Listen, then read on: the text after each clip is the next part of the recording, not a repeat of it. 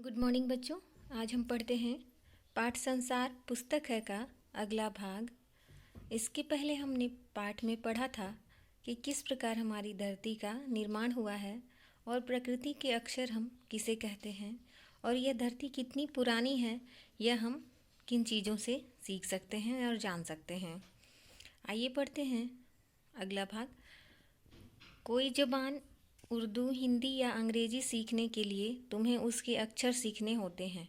इसी तरह तुम्हें प्रकृति के अक्षर पढ़ने पड़ेंगे, तभी तुम उसकी कहानी उसके पत्थरों और चट्टानों की किताब से पढ़ सकोगी। नेहरू जी क्या लिखते हैं अपनी बेटी को कि तुम्हें प्रकृति के अक्षर पढ़ने सीखने होंगे। प्रकृति के अक्षर किसे कहा गया है?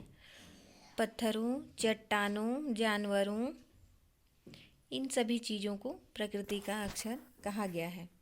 और जो जानवरों की पुरानी हड्डियां हैं, पुरानी नदियां हैं, नदियों में जो पत्थर हैं, ये हमारे प्रकृति के अक्षर हैं। तो पहले हमें प्रकृति के अक्षर पढ़ने सीखने के लिए पत्थरों और चट्टानों के बारे में जानना होगा कि वे किस प्रकार बने हैं। शायद अब भी तुम उसे थोड़ा थोड़ा पढ़ना जानती हो। जब तुम कोई छोटा सा गोला चमकीला रोड़ा देखती हो तो क्या वह तुम्हें कुछ नहीं बतलाता? यह कैसे गोल, चिकना और चमकीला हो गया और उसके खुरदरे किनारे या कोने क्या हुए? अगर तुम किसी बड़ी चट्टान को तोड़कर टुकड़े टुकड़े कर डालो तो हर एक टुकड़ा खुरदरा और नुकीला होगा। यह गोल चिकने रोड़े की तरह बिल्कुल नहीं होता। फिर यह रोड़ा कैसे इतना चमकीला, चिकना और गोल हो गया? अगर तुम्हारी आंखें देखें और कान सुने तो तुम उसी के मुंह से उसकी कहानी सुन सकती हो। वह तुमसे कहेगा कि एक समय जिसे शायद बहुत दिन गुजरे हों, वह भी एक चट्टान का टुकड़ा था। ठीक उसी टुकड़े की तरह उसमें किनारे और कोने थे जिसे तुम बड़ी चट्टान से तोड़ती हो। शायद यह किसी पहाड़ के दामन में पड़ा रहा, तब पानी आया और उसे बहाकर छोटी घाटी तक ले गया। वहाँ से एक पहाड़ी नाले से ढकेलकर उसे एक छोटे से दरिया में पहुँचा दिया। इस छोटे से दरिया से वह बड़े दरिया में पहुँचा। इस बीच वह दरिया के पेंदे से लुढ़कता रहा। उसके किनारे घिस गए और चिकना चमकदार हो गया। इस तरह वह कंकड़ बना जो तुम्हारे सामने है। तो वह छोटे गोल चमकीले रोड़े की क्या कहानी है कि वह पहले किसी बड़े चट्टान का हिस्सा था। वह चट्टान का फिर टुकड़ा बना। टुकड़े में तो किनारे होते हैं, तो वह उस टुकड़े क्या हुए?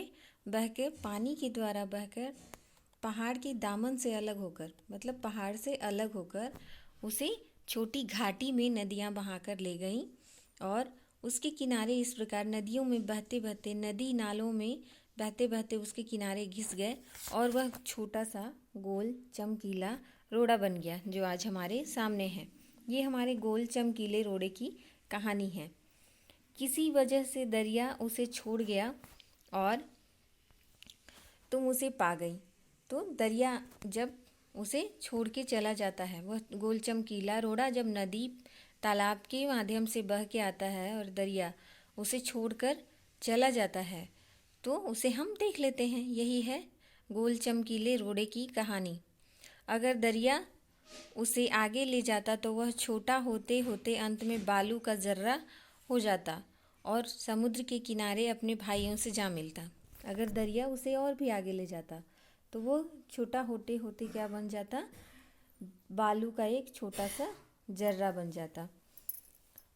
वह समुद्र में अपने भाइयों से जा मिलता, अर्थात दूसरे बालू के कण से जाकर मिल जाता, जहाँ एक सुंदर बालू का किनारा बन जाता जिस पर छोटे छोटे बच्चे खेलते और बालू के घरौंदे बनाते।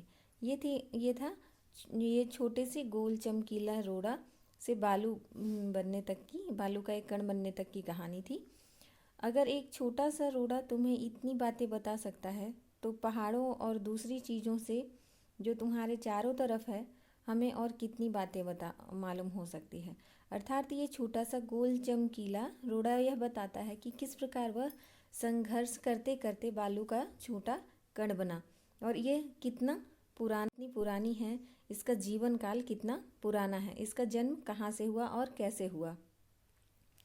तो ये था आपका पाठ संसार पुस्तक है। अगले पाठ के साथ हम फिर मिलेंगे। तब तक के लिए हैव अ गुड